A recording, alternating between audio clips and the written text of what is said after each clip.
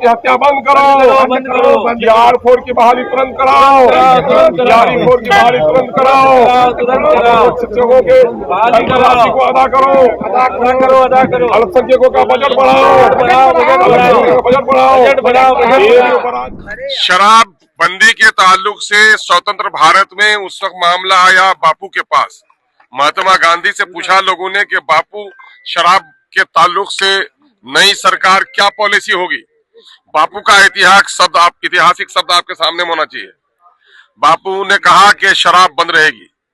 लोगों ने कहा बापू अगर शराब बंद हो जाएगी तो शराब के रेवेन्यू से बहुत सारे स्कूल और हॉस्पिटल चलते हैं वो प्रभावित हो जाएंगे।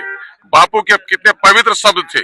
उसने कहा मेरा बच्चा अनपढ़ रह जाए, मेरे लोग बीमार रह जाए, मैं इसे बर्दाश्त कर सकता हूँ, लेकिन मैं अपने बच्चों को शराब, अपने नौजवानों को शराब पीने की इजाजत नहीं दे सकता। इस पर हमको कायम रहना चाहिए। नीतीश कुमार का हम लोग आलोचक रहे हैं, लेकिन मुख्यमंत्री जी ने जितने काम किए हैं उसमें से एक काम शराबबंदी की हम सराहना करते हैं। लेकिन मुख्यमंत्री जी की नीयत तो सही है, लेकिन नीचे का जो व्यवस्था है वो व्यवस्था इतनी चौपट है कि आज शराबबंदी के बावजूद भी बिहार में घर घर में शराब की होम डिलीवरी हो रही है। शराब के धंधे में लोग मालामाल हो रहे हैं। पुलिस का संरक्षण पर्याप्त है और कहीं न कहीं राज्य सरकार ने भी उसको ढील दे रखा है। यही वजह है कि शराबबंदी होने के बावजूद भी बिहार में शराबबंदी नहीं है। आगे सरकार समीक्षा क्यों नहीं करना चाहती है? मैं कह रहा हूँ कि ये बात तो कल तक हम लोग बोलते थे, लेकिन अब तो सत्ता पक्ष के लोग बोलने लगे हैं, इसलिए सरकार को इस मामले में समीक्षा करनी चाहिए। यकीनन है ये सरमायादाराना कैपिटलिज्म का एक रूप है कि साहब छोटे छोटे काम है 1 करोड़ 2 करोड़ 4 करोड़ के, तो ये छोटे बेरोजगार जो इंजीनियर हैं जिनको एम्प्लॉयमेंट नहीं दे सके, उन लोगों ने अपना वो बनाया है, लाइसेंस बनाया है, आप उनको काम नहीं दे रहे हैं। आप बड़े बड़े धन्ना सेठों को, अदर स्टेट के लोगों को काम दे रहे हैं, क्लब कर देते हैं सारे टेंडर्स को एक जगह 20 करोड़ 25 करोड़ 30 करोड़। आपके लोगों की क्षमता है नहीं, नतीजा वे लोग बेरोजगार हो रहे हैं। उसका दूसरा इम्पैक्ट ये होता है कि 20 जगह जिसका काम होगा, जाहिर है कि उनके पास जो कुछ मशीनरीज है वो 20 नहीं है। नतीजा ये हो गया काम में भी डिले हो रहा है।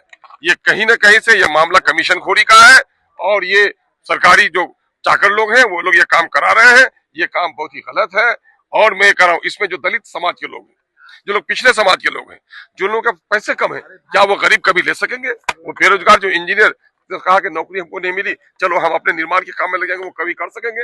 ये नहीं कर सकेंगे। ये पॉलिसी लोकतांत्रिक और मैं समझता हूँ कि लोकतंत्र के हित में नहीं है। ये समाज के गरीबों और कमजोरों को दबाने वाली। अच्छा, मैं समर्थन देने ही के लिए जन्म लिया हूँ क्या? मुझको कौन कौन समर्थन करेगा उनसे पूछो।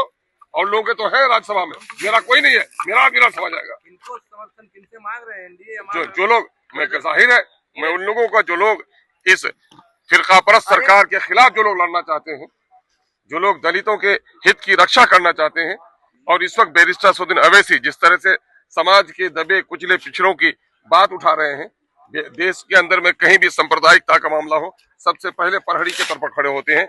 उनके बाजू को मजबूत करना चाहिए और एमआईएम का साथ लोगों को देना चाहिए।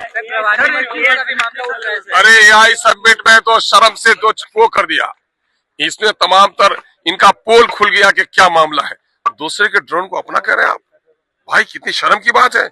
राष्ट्र प्रमुख आए थे उसमें और आपके देश में आए, आप मेजबानी कर रहे थे। अरे साइंस टेक्नोलॉजी में पीछे हो जाना कोई पाप नहीं है, लेकिन दूसरे के काम को अपना कहना ये तो महापाप है। शर्म से देश शर्मसार है। क्या लगता है